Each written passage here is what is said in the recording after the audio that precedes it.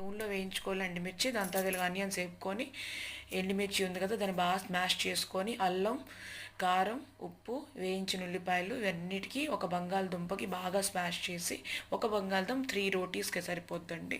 ఇలా బాగా మిక్స్ చేసుకొని ఒక డోలా తయారు చేయాలి, ఒక మిశ్రమంలో తయారు చేసుకోవాలి. మన ఆలూ పరాఠాకి ఫస్ట్ స్టెప్ ఇదండి.